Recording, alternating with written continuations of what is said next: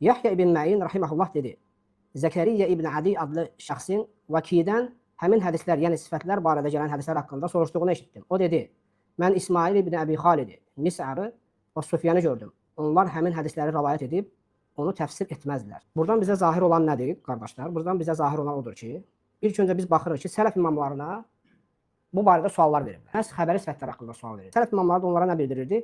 Özlərindən əvvəlki insanlardan gördüklərini deyirlər və deyirdilər ki, onlar bu şeyləri rivayət edərdilər və bunu təfsir etməzdilər. Və biz də bilirik ki, bir şeyi təfsir etmək üsula görə onun mənasını izah etməkdir. Və biz də görürük ki, onlar bu şeylərin mənasını izah etmirdilər. Yalnız bunu rivayət etməklə kifayətlənirlər və susurdular. Biriləri buna düşdüyü dərin cəhaləti barəsində xəbər versin. Həqiqətən də bu insanın halı olduqca acınacaqlıdır. Sələf imamlarının əgər ki, sifətlər mövzusunda gəldiyi kimi götürün, təfsir etməyin, gəldiyi kimi təsdiq edin, təfsir etməyin, susun sözləri, sifətlərin mənalarının qapalı olduğuna, sifətlərin mənalarına dalmağı qadağan etməsinə, sifətlərin təfsir edilməsinə, icazə verməməsinə əgər dəlalət edirsə, siz bilirsiniz, qardaşlar, bu nə deməkdir?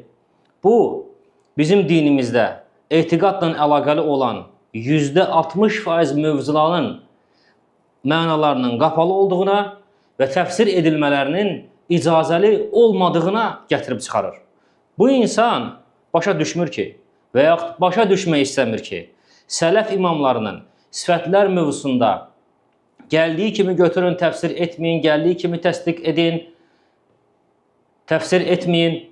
Bu kimi sözləri sələf imamları təkcə sifətlər mövzusunda deyil, digər etiqad mövzularında da işlədiblər. Bir neçə etiqad mövzuları, etiqad babları var ki, orada da sələf imamları o etiqad mövzularının əlaqəli olan ayə və hədislər barəsində gəldiyi kimi götürürük, gəldiyi kimi təsdiq edirik, təfsir etmirik, susuruq ifadələrini işlədiblər. Sələf imamları bu ifadəni vəd və vəid, yəni müjdələyici və hədələyici ayə və hədislər barəsində, imanla əlaqəli olan ayə və hədislər barəsində, şəfayətlə əlaqəli olan ayə və hədislər barəsində, qədər ilə əlaqəli olan ayə və hədislər barəsində, məəd, axirət ilə də əlaqəli olan ayə və hədislər barəsində gəldiyi kimi götürürük, gəldiyi kimi təsdiq edirik, təfsir etmirik deyiblər. Onda elə çıxır ki, bu yeni həmbəlinin analoqu olmayan məntiqinə əsasən bu mövzularda da varid olmuş ayə və hədislərin o zaman mənaları gələk qapalı olsun, təfsir edilmələri icazəli olmasın.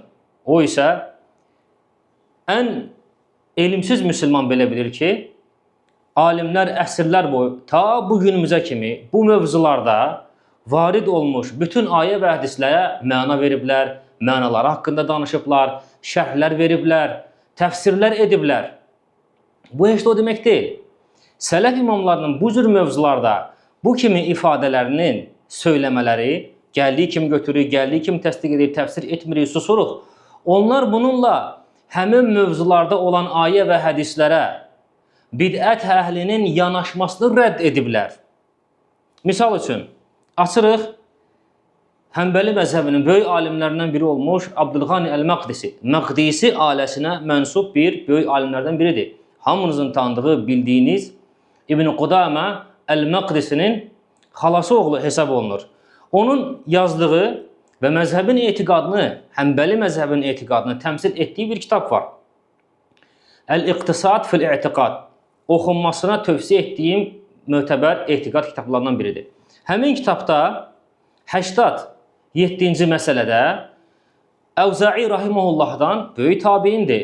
Ondan bir nəql rivayət edir. Əvzə'i də bunu Zuhridən, Zuhri də tabiinlərin ən böyüklərindən hesab olunur. Əvzə'i də bunu Zuhridən nəql edir.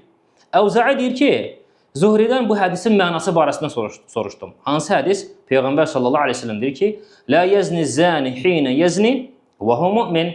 Bir mömin zina etdiyi zaman nə olmaz? Mömin olmaz. Zuhri dedim ki, bu hədisin mənası nədir? Necə başa düşməliyik bu hədisi? Zuhri rahimehullah dedi ki, bu hədis sözlərə diqqət edin. Həqiqətən Zuhrinin sözləri olduqca mühümdür. Zuhri deyir ki, bu hədisin mənası, bu hədisin elmi Allahdandır. Peyğəmbərdən onu çatdırmaqdır Bizim boynumuza düşən isə təslimiyyət göstərməkdir hədisə. Peyğəmbər sallallahu aleyhi və səlləmin hədisini gəldiyi kimi götürün. Gəldiyi kimi təsdiq edin. Fikir verin, eynən sifətlər mövzusunda sələf imamlarının, digər sələf imamlarının işlətdiyi sözü Zuhri rahimehullah burada sifətlər mövzusu deyil, tam başqa bir mövzuda işlədir. Yəni burada Zuhri bu hədisdəki məfhumun və mənanın qapalı olduğunu demək istəmir. Zuhri bu sözü ilə bu hədisə bidət əhlinin yanaşmasını rədd edir. Çünki biz bilirik ki, hər bir müsəlman bilir ki, bu hədisə müəyyən bir bidət tayfası var. Onlar xəta yönündən yanaşırdılar. Kimlər idi onlar? Xavariclər idi. Bu hədis xavariclərin dəlilləri idi. Onlar bu hədisi dəlil gətirib böyük günah sahibini nə edirlər? Təkfir edirlər. Zuhri də deyir ki, hədisi gəldiyi kimi götürün. Gəldiyi kimi ispat edin. Bununla hədisin mənasının qapalı olduğunu demək istəmir.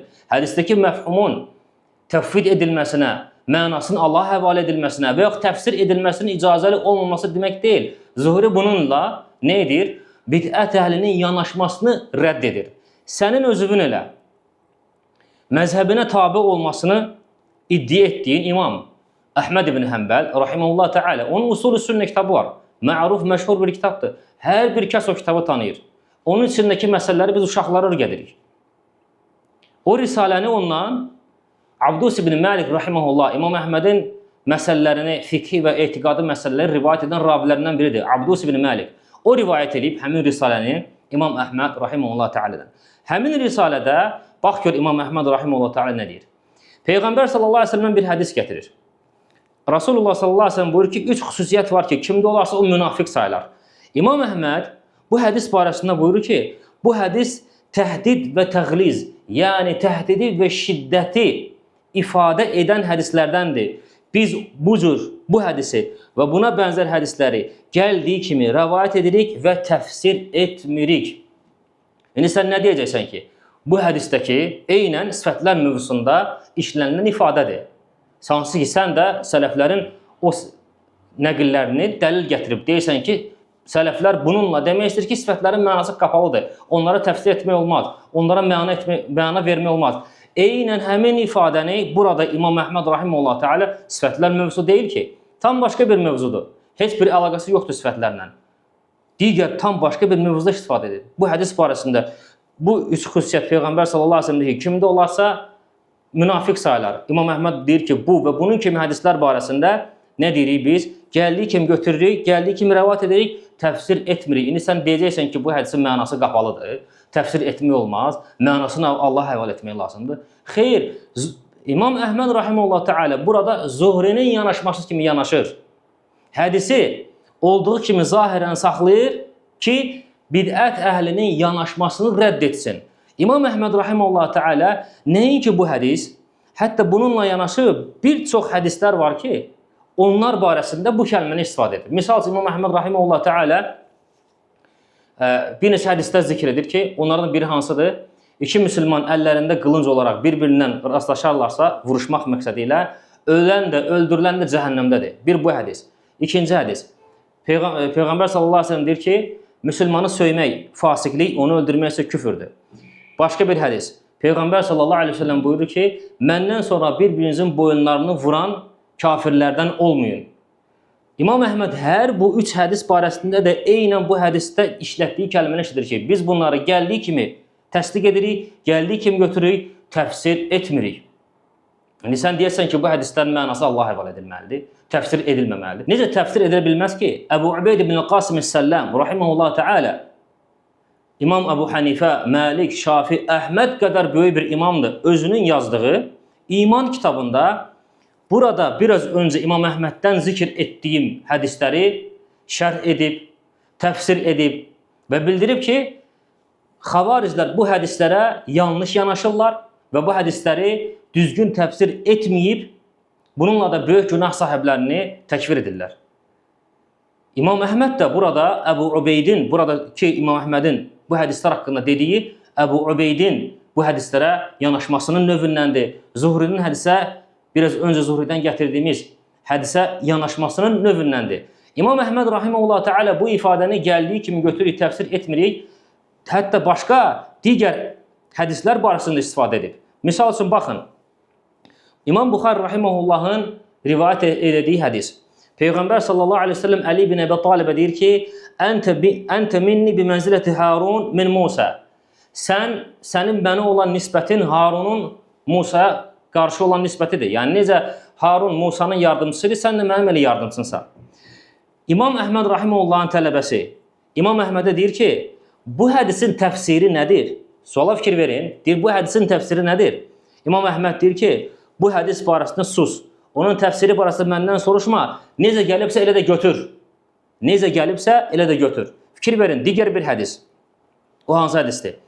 İmam Əhmədin tələbəsi Əbu Talib. İmam Əhmədə deyir ki, bu hədis barəsində soruşur. Mən kuntu mevlahu fa'aliyyun mevlahu. Mən kimin dostuyamsa, kimin mevlasıyamsa, Əli də onun mevlasıdır. Əbu Talib deyir ki, İmam Əhməddən bu hədisin mənası, şərhi barəsində, təfsiri barəsində soruşdu ki, bunun mənası nədir?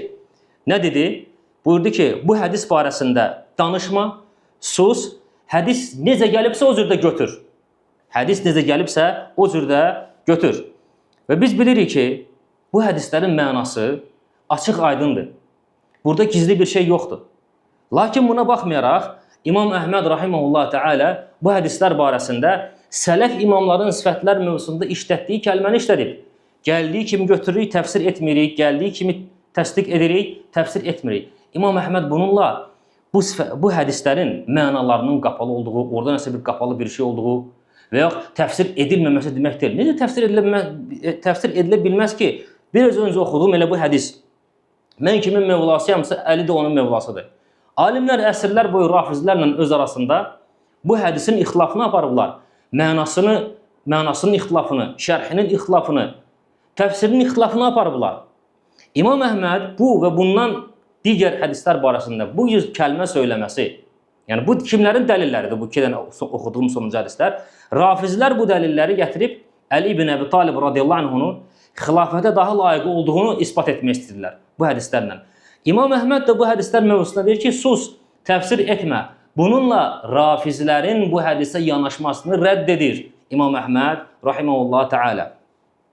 Və bu da bir növ həmin bu yeni həmbəlin nə qədər dərin bir cəhalətə düşdüyünü, sələfin fəhmindən uzaq olduğunu və xüsusən də İmam Əhmədin hansı ki iddia edir ki, onun məzhəbinə tabi olub, onun məzhəbindən nə qədər uzaq olduğunu və onun əqidəvi məsələlərindən nə qədər uzaq olduğunu göstərir. Və bizim tövsiyəmiz odur ki, yəni onun bu cəhalətini ona xəbər versinlər. Yəni bu insan azıb, özü azdığı kimi də başqalarını azdırmasın.